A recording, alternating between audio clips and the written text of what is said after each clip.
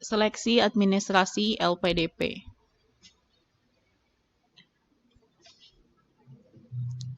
Berkas kelengkapan seleksi. Nah, berkas kelengkapan seleksi diantaranya adalah biodata diri, scan ijazah dan transkrip nilai, dan juga dokumen penyetaraan. Jadi, saat kita mengisi formulir online yang telah disediakan pada portal LPDP, kita akan mengisi beberapa kolom yang merupakan isian mengenai diri kita, kayak gitu. Yang ditanyakan biasanya adalah riwayat pekerjaan, pengalaman organisasi, prestasi, dan lain sebagainya. Selanjutnya adalah scan ijazah dan juga transkrip nilai. Kita juga akan diminta untuk mengunggah scan ijazah kita dan transkrip nilai dari pendidikan kita sebelumnya. Ijazah itu dapat diganti dengan surat keterangan lulus pada saat kita mendaftar, namun pada seleksi wawancara kita akan diminta untuk menunjukkan ijazah yang asli kalau sebelumnya kita masih menggunakan SKL atau surat keterangan lulus. Selanjutnya adalah dokumen penyetaraan dan juga konversi IPK. Dokumen ini dikeluarkan oleh Kementerian Pendidikan Kebudayaan, Riset, dan Teknologi. Ini khususnya bagi pendaftar beasiswa yang merupakan lulusan luar negeri. Penyetaraan itu dilakukan melalui situs ijazah ln.kemdikbud.go.id. Berkas kelengkapan yang lain adalah sertifikat bahasa asing, surat rekomendasi, dan juga letter of acceptance. Mengenai syarat bahasa asing, kita perlu memastikan bahwa nilai TOEFL atau IELTS kita memenuhi syarat minimal dari LPDP. Jadi kalau misalnya ditulis bahwa TOEFL minimal adalah 550, berarti TOEFL 547 nggak akan bisa digunakan untuk mendaftar LPDP.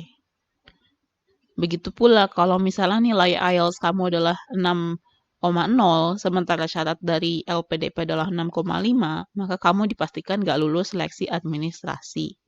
Jadi pastikan kamu sudah meningkatkan skill bahasa Inggris terlebih dahulu dari jauh-jauh hari, karena biasanya ini memang pintu masuk dari seleksi LPDP itu sendiri.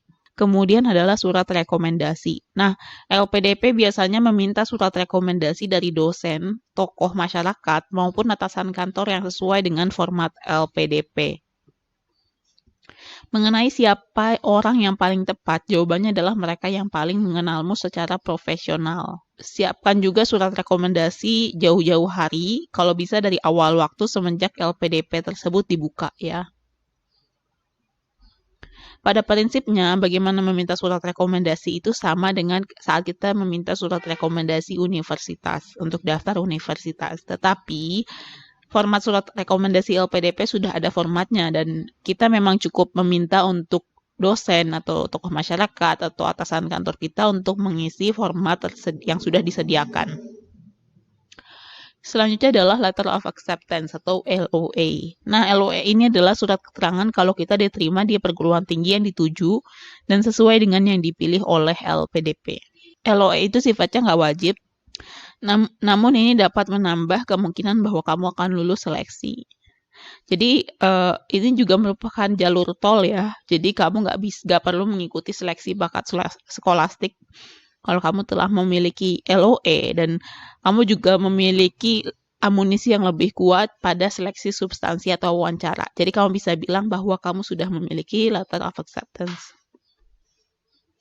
Berkas kelengkapan yang lain adalah surat usulan dari pejabat setingkat eselon 2. Ini khususnya untuk pendaftar beasiswa PNS, TNI maupun Polri ya. Jadi surat ini merupakan berkas yang menyatakan bahwa kita memang diizinkan atau diusulkan oleh institusi tempat kita bekerja untuk melanjutkan sekolah dan mengikuti serangkaian seleksi LPDP. Kemudian ada esai komitmen dan rencana kontribusi. Nah, esai rencana kontribusi ini merupakan esai yang harus dibuat oleh pendaftar beasiswa LPDP, S2 maupun S3 ya. Biasanya juga ditulis secara online melalui portal LPDP dengan jumlah kata 1.500 sampai 2.000 kata. Tapi bukan berarti kita nggak bisa untuk nulis dulu esainya di Microsoft Word, karena memang dianjurkan seperti itu. Sebenarnya membahas esai adalah topik yang luas, tetapi akan ada bagian khusus mengenai ini. Selanjutnya adalah proposal penelitian. Nah, persyaratan ini khusus untuk pelamar doktoral. Pelamar beasiswa S3 perlu menulis proposal penelitian yang terdiri dari 1.500 sampai 2.000 kata. Oke, selanjutnya adalah bagaimana caranya agar kita lulus seleksi administrasi. Ini berikut beberapa tips yang aku bisa berikan. Yang pertama adalah kita perlu membaca buku pedoman dengan teliti. Jadi nggak jarang bahwa calon pelamar beasiswa itu nggak teliti atau bahkan malas membaca informasi yang lengkap di situs LPDP maupun di buku panduan. Nah, dampak dari malas membaca ini bisa cukup besar, seperti salah format surat rekomendasi, nggak tahu minimal skor tes bahasa Inggris yang dipersyaratkan, atau kita mendaftar skema beasiswa yang sebenarnya nggak cocok sama diri kita. Misalnya kita mendaftar beasiswa co-funding, padahal kemampuan finansial kita itu nggak memadai. Selain itu, kamu juga perlu memeriksa berbagai skema yang tersedia. Kamu nggak tahu, mungkin saja kamu berkualifikasi sebagai pendaftar beasiswa afirmasi. Bagaimanapun, persyaratan afirmasi biasanya lebih mudah daripada beasiswa reguler yang lebih ketat. Setelah kamu yakin dengan skema beasiswa LPDP yang kamu pilih, perhatikan juga setiap kebijakan yang ditetapkan. Ini pada akhirnya akan memudahkan kamu di kemudian hari. Kemudian adalah membuat timeline yang jelas. Nah, timeline yang jelas akan memudahkan persiapan berkas beasiswa kamu. Jadi prosesnya lebih tertata, seperti kapan kamu mau menulis esai beasiswa, kapan kamu akan meminta surat rekomendasi, dan lain sebagainya. Ini juga menjaga agar kamu tetap stay on track, sehingga tidak melewati deadline pendaftaran atau tidak mendaftar di hari terakhir pendaftaran. Selanjutnya adalah memastikan kamu memenuhi syarat-syarat administrasi. Well, tentu saja karena memang ini seleksi administrasi, kamu perlu memastikan bahwa kamu memenuhi syarat administrasi itu sendiri. Nah, persyaratan administrasi di sini berarti berkas yang harus diupload dan diinput ke portal pendaftaran. Itu harus memenuhi syarat, seperti dokumen TOEFL, surat rekomendasi, dan juga transkrip nilai. Khususnya mengenai TOEFL atau juga IELTS ya, karena memang banyak pelamar beasiswa LPDP itu yang mendaftar dengan skor IELTS atau TOEFL yang kurang dan akhirnya mereka tidak lulus beasiswa LPDP. Selanjutnya adalah memiliki biodata yang lengkap. Karena kita akan mengisi biodata secara online dan ada begitu banyak kolom yang perlu diisi. Akan lebih mudah buat kita itu membuat CV dari sekarang. Jadi kita bisa menulis semua track record kita, bahkan meski itu dari SD. Kalau kita udah menghadiri seminar atau kegiatan lainnya, kita bisa update CV tersebut. Tetapi bukan CV ini ya, bukan CV dari SD ini yang kita gunakan untuk daftar LPDP. Tetapi tentunya kalau kita sudah memiliki biodata yang lengkap, pada akhirnya saat kita input biodata online di situs LPDP itu akan lebih mudah buat kita gitu. Dan kita juga jadi lebih baik gitu, lebih selektif lagi memilih mana pengalaman maupun prestasi yang mau kita cantumkan. Oke, selanjutnya adalah mempersiapkan esai sebaik mungkin. Karena pada seleksi beasiswa LPDP, kan kamu bakal diminta untuk menulis esai 1.500 sampai 2.000 kata. Meski tampaknya kamu bisa nunda-nunda dan memprioritaskan yang lain, misalnya surat rekomendasi, tetapi sekali-kali jangan juga berpikiran seperti itu. Karena yang aku rasakan, kamu perlu memberikan waktu yang cukup panjang untuk refleksi diri dan memastikan tulisan kamu memiliki poebi yang benar.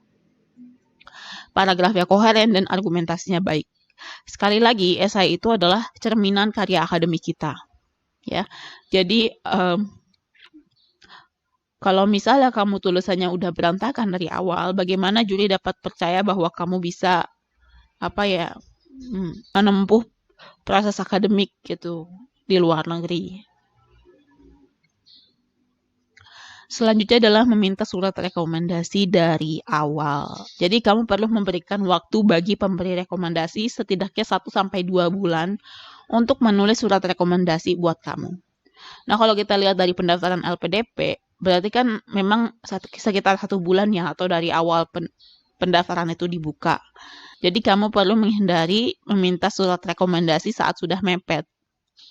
Karena selain nggak profesional, surat rekomendasi yang ditulis dengan setengah-setengah, dengan setengah hati, juga memberikan lebih banyak bahaya daripada manfaat.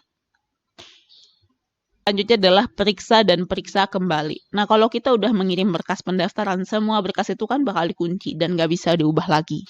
Maka dari itu kita perlu memeriksa kembali setiap isian atau berkas yang kita unggah. jangan sampai ada kesalahan kecil yang bisa berakibat fatal. Contohnya nih, kalau aku sendiri pernah mengklik submit, hampir mengklik submit ketika mengubah tujuan dari Columbia University ke NYU. Padahal pada saat itu nama universitas pada surat pernyataan bermaterai belum aku ubah, kayak gitu. Untungnya aku periksa kembali dan dokumen-dokumen tersebut aku lihat lagi sebelum akhirnya aku mengklik submit. Oke, selanjutnya adalah submit paling lambat 3 hari sebelum deadline. Biasanya karena pendaftaran trafik pada hari terakhir pendaftaran beasiswa LPDP, situs itu bisa jadi sempat down. Nah, untuk mencegah agar nggak perlu merasakan situs LPDP down dan nggak bisa diakses pada hari terakhir deadline, sebaiknya kita submit sebelum di hari terakhir. Kalau bisa sekitar 3 hari sebelum deadline. Jangan sampai kamu kalah sebelum berperang karena masalah seperti ini. Jadi berikut adalah ringkasannya. Kita perlu membaca buku pedoman dengan teliti. Kita selanjutnya membuat timeline yang jelas. Kemudian memastikan kita memenuhi persyaratan administrasi. Kemudian miliki biodata yang lengkap. Selanjutnya adalah mempersiapkan esai sebaik mungkin. Kita minta surat rekomendasi dari awal, periksa dan periksa kembali, dan submit paling lambat 3 hari sebelum deadline.